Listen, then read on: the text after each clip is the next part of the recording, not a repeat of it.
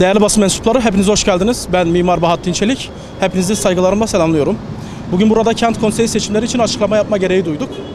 Hepimizin bildiği gibi 5 Ekim'de yapılması planlanan Şanlıurfa Kent Konseyi seçimlerinin Kent Konseyi yönetmeliğine aykırı bir şekilde yönetmeliğin 8. maddesine göre delege listesi usule uygun düzenlenmemiştir.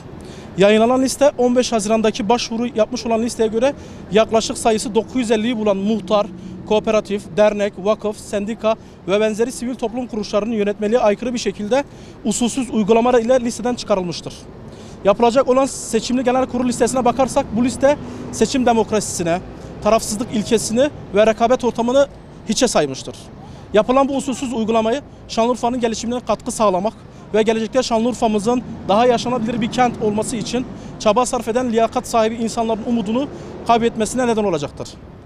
Kent konseyi demek şehire sağlık, eğitim, şehircilik planlaması, inşaat, tarım ve hukuki olarak katkı sağlayacak projeler üretip şehrin yöneticileriyle görüşmelerde bulunmak ve projelerin uygulanma aşamasında takipçi olmaktır. Ancak yayınlanan listeye bakılırsak bu saydığımız şehri şehir yapan temel taşların temsilcileri bulunmamaktadır. Şimdi şöyle ki, Tabipler Odası'nın bulunmadığı bir kent konseyinde ne kadar sağlık konuşabiliriz? Baronun olmadığı bir ortamda hukuktan ne kadar bahsedebilirsiniz?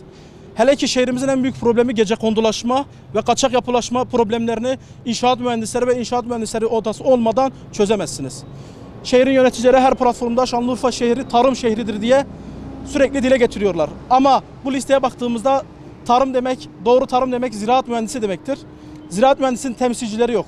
Daha nicelerini sayabiliriz. Burada ticaret borsası, makine mühendisleri odası, elektrik mühendisleri odası, jeofizik mühendisleri odası, jeoloji mühendisleri odası.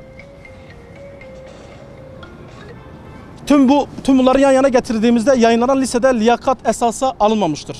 Yapılması planlanan seçimli genel kurul yönetmeliğe aykırı işlemler yapıldığı için bugün seçimin durdurulması ve resmi çağrı ilanı yapıp sivil toplum kuruluşlarının hakkı olan kayıtlarını yapması, demokratik ve şeffaf bir seçimin yapılması hususunda idare mahkememize iptal dilekçemizi vermiş olup dava sürecini başlatmış bulunmaktayız. Adaletin temsilcisi görevlerimizi bu konu hakkında gereken hassasiyeti göstereceğine en kalbi duygularımıza inanıyoruz. Teşekkür ederiz Sayın Basın Mensupları. Peki kaç delegeden kaç çıkarıldı? Yaklaşık 15 Haziran'da 1200 delegeden 950 delege çıktı. Toplam şu an yayınlanan listede 248 delege var. Belirlemişler, o konuda bir bilgimiz yok. Baktığımızda mesela örnek verirsek özellikle muhtarlar ilçede 20'den fazla mahallesi olan muhtarların, tüm muhtarların en az %20'si en fazla %30'u listeye dahil olur. Toplam 400'e yakın muhtarımız bulunmakta ama yayınlanan listede 23 tane muhtar tek bulunmaktadır. 3 tane merkez ilçe tek listede vardır.